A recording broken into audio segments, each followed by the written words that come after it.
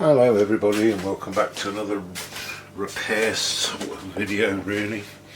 I want to show some love to this rather nice, these cameras actually. I'm quite fond of the Pentaxes. This is a Pentax K1000, and as you can see it is in the need of some love and attention. It looks like it's been dragged through a hedge backwards. You can see it's absolutely disgustingly filthy on top. It almost looks like mould on it. It's all around the pentaprism, this sort of green stuff. It's this lens didn't come with it. It's just, I like to keep a lens on a camera really. I'll take the lens off. Oh, you can see on the front of this thing off bloody focus. It just looks really, I don't know if you can actually see it, but it looks horrible. It looks like you want to put rubber gloves on before you even touch it, to be honest. It just looks nasty. Bottom plate is nothing to write home about. You're going to focus on that? Not that difficult to focus on it.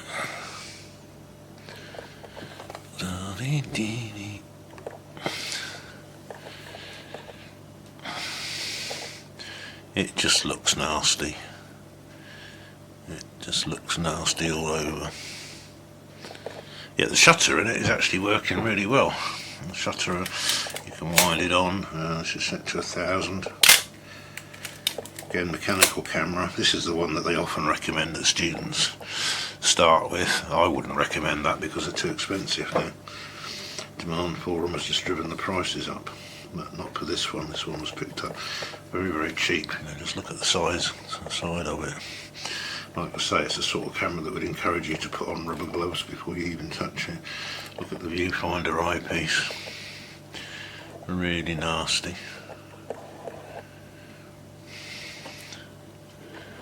Really nasty. I got the autofocus on, so the thing's going to hunt like mad. I'm back shooting on the DSLR, and I've got the 16 to 35 f4 LIS lens on. Gives me the ability to zoom in. Light seals are shot.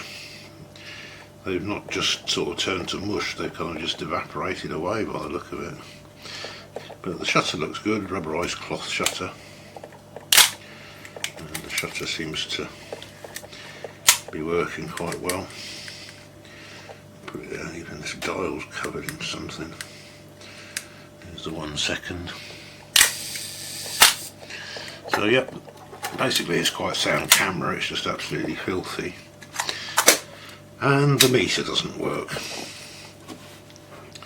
And the force of Hercules could not remove this battery cover, so I suspect underneath here it's absolutely full of nastiness. So let's find a screwdriver and get the bottom cover off. It's quite small. It's probably going to be the smallest size of screwdriver. And it's a bit difficult. I need my glasses to see the slippy screen, but I don't want my glasses when I'm working up close. Short-sighted, you see. Need a container to put this stuff in, otherwise I'm going to lose it. You know me, the man who can't load batteries or load film. That one's a bit tight, I think that one's covered in all sorts of sticky nastiness. So let's take the bottom off and I'll look and just see what we can see. Oh, that one's in there pretty tight. So like I say, I suspect it's got a load of nasty stuff in there. It's got a smaller screwdriver than that one. Yes, we have. And got to try and get that off. Oh, damn it. Yeah, this is going to be a fun one to try and repair. Of course you could use it without the meter, but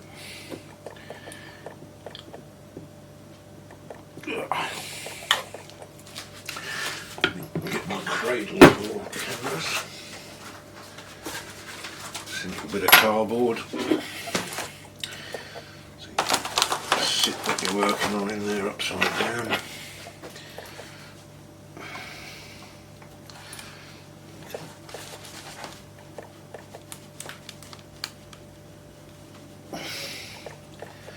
You get in there and give it some.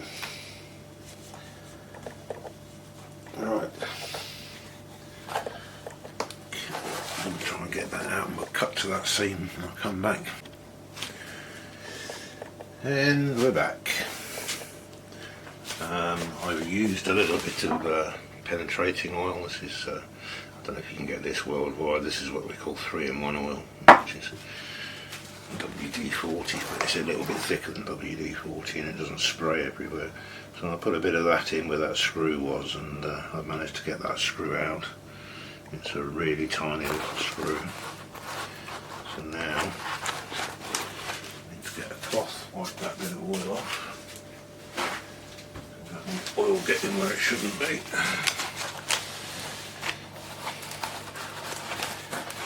Take this out of the cradle. Oh, this bottom cover is dire, isn't it? It's going to be a character with some, a camera with some personality. Right, now we've got to try and get this this bottom cover off. Whether that's possible with that still attached, I don't know. So we need some leverage. So we need something with a bit more oomph. This is my my new crocus enlarger, so I don't really want to damage the baseboard of it. Because it's a nice bit of wood. Made in Poland, by the way. I think of Poland and enlargers, there we go. So yeah, we can get that off without, and there we can see the battery. And there you can see why you don't leave batteries in cameras when you put them into storage or don't use them. Look at the state of that. That's just leaked everywhere. It's, oh, that is real nasty. Just look at it. It's leaked all around the sides here and everything. I keep saying in videos, if you're not going to use your camera for a while, please take the batteries out. You know, batteries aren't expensive, and you know, just store the battery in a plastic bag on its own, and if it does leak, it doesn't really make any difference. When you leave it in a camera, an expensive repair bill for somebody. Right, let's have a look at the bottom, see what damage that has done to the camera. Doesn't really look like it's done any damage. It hasn't leaked really outside. These are a little bit green here, but that's nothing that a toothbrush and a bit of cleaning won't get rid of. So it doesn't actually look too bad. And you can see the cocking mechanism. They're beautifully made, aren't they? They're like inside of sewing machines and watches and things. Cameras always amaze me, the engineering and the ingenuity that goes into them. Very, very nice. Right, that battery was, oh god, I can't even read what was on it. I'm assuming that these are sort of 1.5 volt batteries. So it's got the plus on the outside, so that would mean that the negative would be going on the inside. So the negative would be going on the inside like so, and the plus is basically making an earth to the body, so again, positive earth. So, I need to find my voltmeter and my tweezers. There are my tweezers. always keep your protective tip on your tweezers because otherwise it will get damaged. Meter lids in the drawer.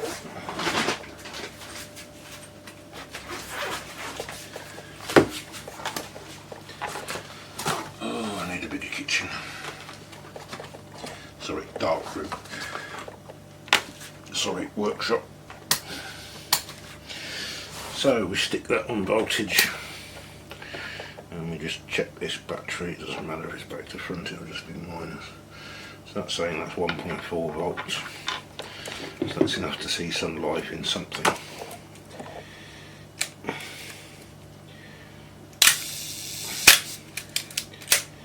Turn this around. I don't know what the display in here actually shows yet, a match needle. So we put the negative against there, and what I'm going to do is I'm going to short this out to earth from the positive side, like so. You've seen me do this before. I'll probably even go down to that screw down there, and I'm going to have to leave you and hold it up to something so I can see through the viewfinder, so bear with me while I try and ascertain whether the metering still actually works. It's just a battery and base issue, or whether we need to tear this thing down and go in further. Okay.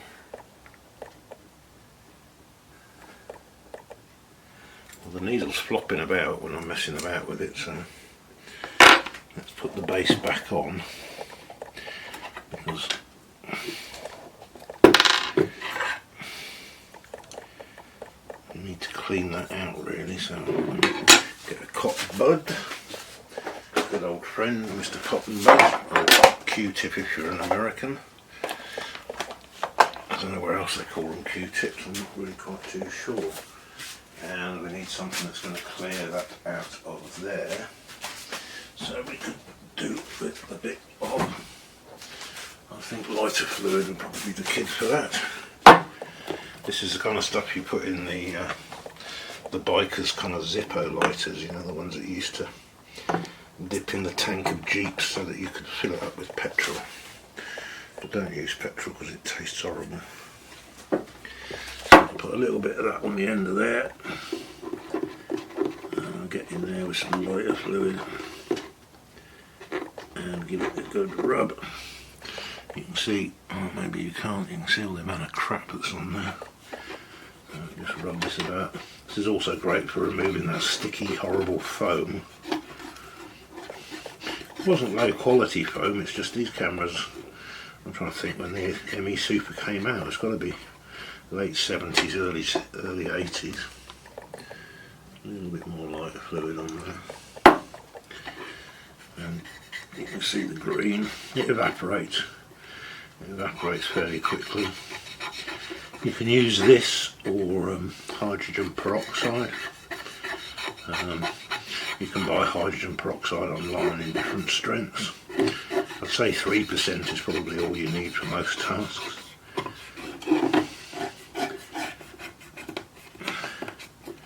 I'm not going to clean this up fully. I'm just trying to make it so that it's going to be a bit more conductive. Look at the state of that. Disgusting.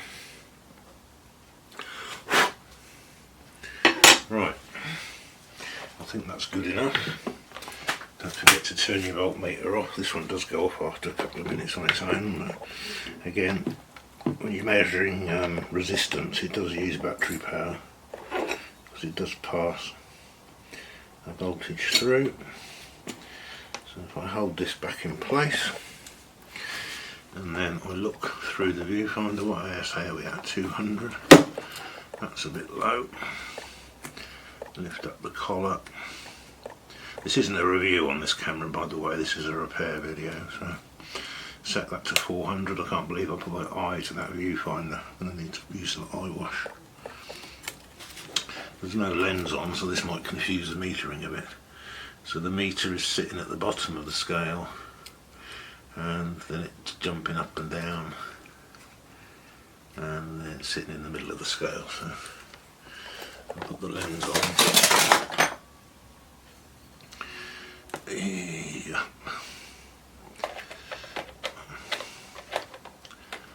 Line dot to dot, twist. Because it's late at night, I'll set this to the widest, which is 3.5. Okay, as I move the shutter speed dial, the needle is moving up and down. The needle sat in the middle there. If I go for a faster shutter speed, the needle drops down to the minus. If I select a slow shutter speed, it rises up. So if I turn the aperture ring,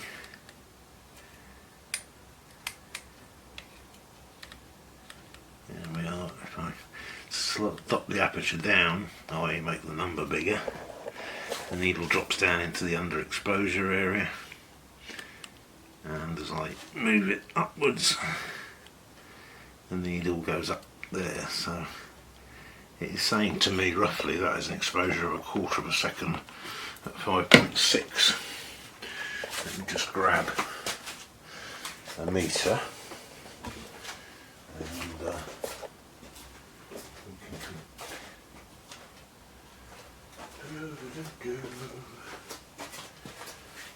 and we can compare the results. Handheld meter isn't particularly going to be useful in this situation, but right, 400, 400, match the needles, pointing it sort of in that direction, match needles.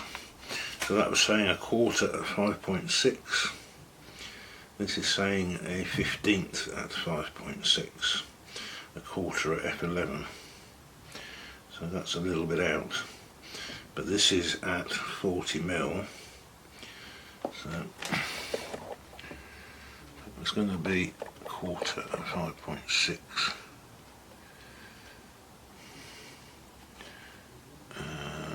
That's lower than this meter can read. This meter, that's EV8, exposure value 8. So I might need another camera for that.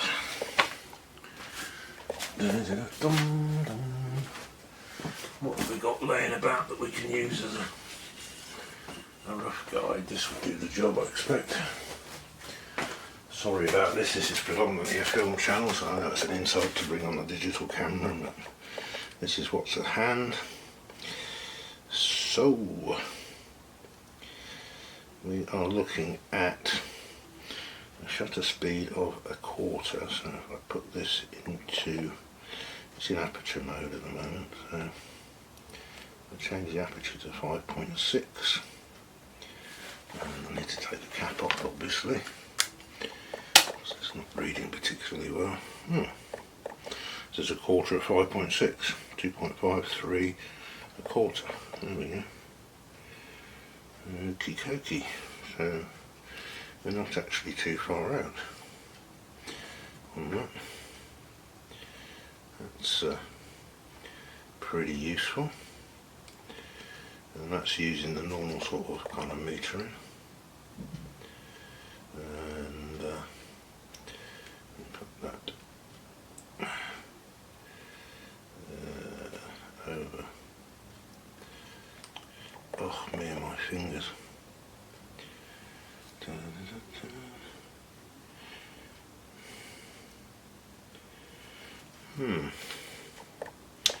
Okay, so that camera agrees with it, so I think I'll take the word of the, what's this, a Nikon 7000 crop sensor DSLR. So the meter seems to be fairly accurate and the meter seems to be working. So this could be the shortest repair video ever, this one. So I'm going to make a series out of this. So that's going to be a bit... Oh, sorry, not the camera. So there you have it. One camera that wasn't working before is now functioning. I think somebody even drilled holes in that to try and get it off. But that didn't do the job. So yeah, I think we'll put that battery in and put the cover back on and make make sure that the meter is still working. I've no idea how you turn the meter off, or this is another one of those cameras that needs to have the a hood on the lens. Maybe when you put the lens cap on, maybe that turns the meter off. Not really sure about that. Can't see, can I, because it's got that in there. I'm assuming that's the way it works. I'm just going to have to Google that and find out. But yeah, I will. In the next part we'll show you cleaning up the camera body, making it more presentable. But yeah, we seem to have a functioning, working camera. So what I'm going to do is I'm going to put these screws back in. He says, hoping not to drop them all over the floor. Obviously if you need to change the battery you're going to have to take the whole bottom cover off, but how often do you actually change the batteries in these cameras? So we can clean this one up, and then we have a usable functioning camera. Like I say, these on eBay in good, well, not like this, but in clean condition, they're sort of going for about £80, and that to me is just crazy money, because everyone's saying, oh, if you're starting out in photography you want a Pentax K1000. And there's no reason to say that they're wrong, but this EOS 1000, this camera cost under £5, and with the extra money that you got left over, you can buy some lenses. They don't have to be L series lenses, because just get yourself a mid-range zoom, which is costing you what, 20 quid plus a £5 camera. Get a rechargeable battery, because I think these run on the CR5s, which are those horrible, really expensive batteries. And that's what I do, I just run them on these rechargeable ones. I think this is about £11 including the charger. And there you go, you've got a nice cheap camera system. Say 20 quid for a lens, 25 including the body plus the battery, 35 quid. Whereas the people are wanting or paying £80 for one of these. Yes, I know that's an electronic camera, but as a beginner you can start in manual mode and then you can play around with the auto modes. It will see as you progress, whereas this won't. This is just a purely manual camera, and there's no automation, there's no power wind or anything on it, and this is almost like this camera's been left in a shed or something outside. Absolutely shocking condition. It looks absolutely disgusting, but it will clean up. You know, just look at it, it's just, ugh. Yeah, absolutely gross. So like I say, in the next part we will deal with the cleaning up of the body, checking whether renewing of the light seals, because they completely vanished and disappeared, and yeah, let's see if we can get a film through this old girl. Like I say, mechanically no problem at all, just didn't have any through the lens metering, but quite a simple repair. Just take the bottom cover off. I'm not even worried about getting that out, that doesn't really bother me, because I know that I can just take the bottom cover off and change the battery. Okay, I'll catch you in the next part. And we're back. This is a continuation of the restoration of this rather grubby looking Pentax K1000. I have done a little bit of cleaning on it. Lens cap to stop the meter from draining the batteries. There is no on-off switch. As I thought earlier, you have to put a lens cap on, so obviously it doesn't use any battery power when the lens is on. So what I've been doing for cleaning, obviously for cleaning you start with hot soapy water, and this is the cloth that I went over the camera with, and then I used some antibacterial. This is what I had around. This is like a multi-purpose cleaner, It's got a nice smell to it as well. Used that and some paper towel just to go over the whole camera, just to try and get rid of any ick that was on it. Cleaned it up a little bit, it's not looking too bad now. For these harder parts, I was using some of this household cleaner.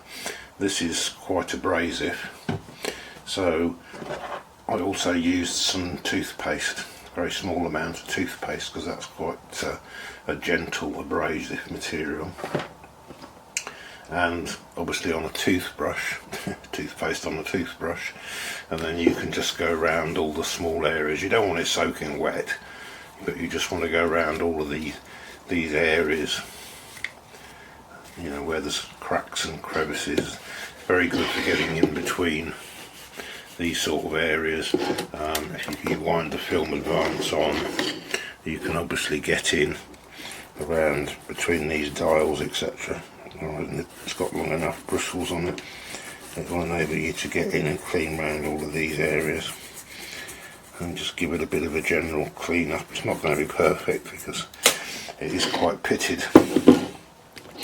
Things like the ASA dial, you can, my hand's in the way, you can lift it and turn it and obviously clean the dial, just to make sure all the numbers are legible.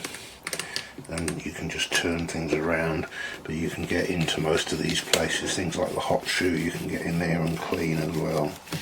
With a bit of toothpaste, there's a bit of it that's come out, stripping the tooth brush. But all around these areas, underneath the rewind crank is always a favourite place. You're always going to get dirt underneath there. No one ever cleans that bit underneath there. This has been had paint removed from it, and you could go as far as using some modelling paint and sort of generally tidy that up, but I'm not going to bother because I'm keeping this camera. I'm not selling it on, I'm not cleaning it for a profit. If we look at the inside, it's not too bad actually. Inside, the light seals need replacing, and I've already made a video about that, so I'm not going to show you that part. It's fairly simple. These ones have really kind of disappeared, so it's just a matter of laying new light seals in and around. The one on this edge actually is not in bad condition, but the ones across the bottom and the top, those have just kind of disappeared completely. This is still kind of rough along here. Pressure plate looks fine. Yeah, that looks good. And then for cleaning the glass, this is something I've recommended before: deionized or distilled water, cotton bud, just dip it in, dry it on a dry towel. This is just a flannel, a clean flannel, and then you can just use this. It's exactly the same as if you were cleaning lenses. You can just use this to get the mess out of, you can see sort of the mess that's in there, and then use the dry end just to dry it off, like so. And then if we have a look in the lens throat itself, I didn't have the lens on when I was cleaning it because the lens is fine, it doesn't need cleaning.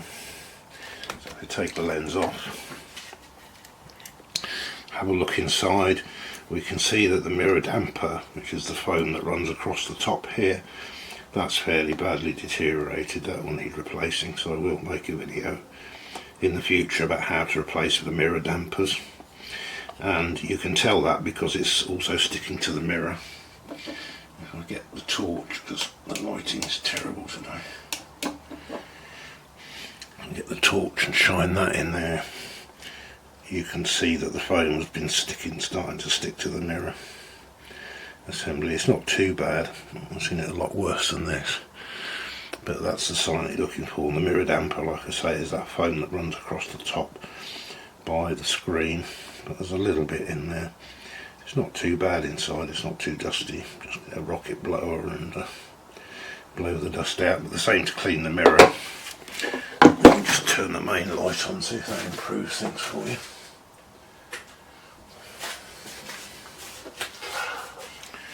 It's exactly the same procedure.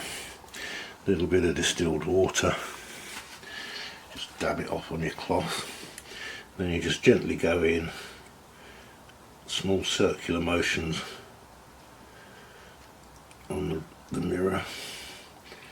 You don't need to use lens cleaning fluid, and then use the dry end just to go again in circular motions just to clean the reflex mirror.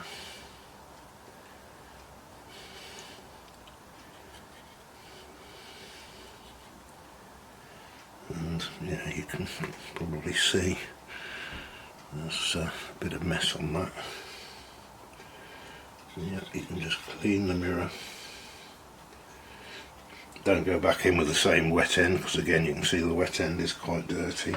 Just get yourself a new cotton bud, they're cheap enough. A little bit more distilled water, and then you can just clean off anything else that's left on there. And that way you can bring your mirror back to a good clean condition. The mirrors do lose their silvering. There are some cameras where the mirrors are losing their silvering. There's not a lot you can really do about that, apart from replacing the mirror. So we just clean that up. Focusing screens really, it's a matter of dust. So a rocket blower will clean the focusing screens. And that's about it in there.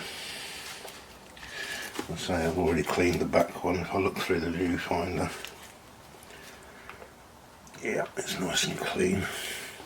So we do the same thing with lenses. I'm not going to clean this lens.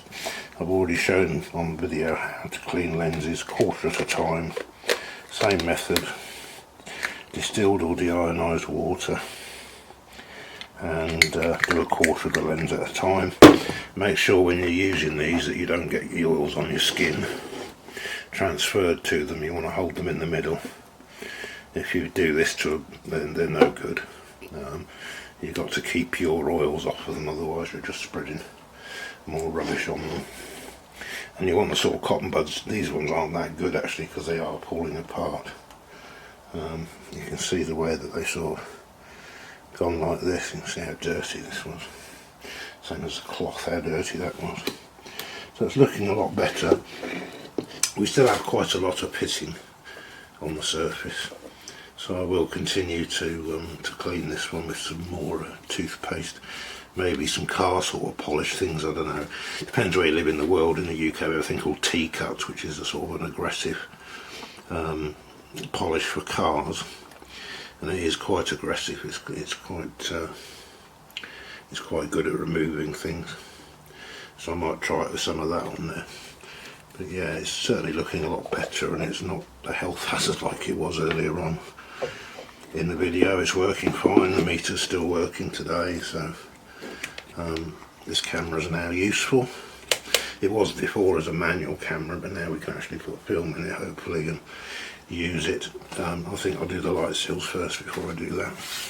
But that concludes this video on sort of resurrecting, disinfecting and cleaning a very abandoned camera, giving it some love and making it into a useful tool rather than just an ornament to sit on a shelf, or worse, end up in the scrap or end up broken for parts. There's nothing worse, I think, than having to break a camera for parts. That's quite sad, because cameras aren't made anymore, and as more and more people want cameras, there's less and less cameras, so it's just going to drive the price up, which is good in a way, but it's not really a good thing. Thank you very much for watching. Hope to see you in the next one.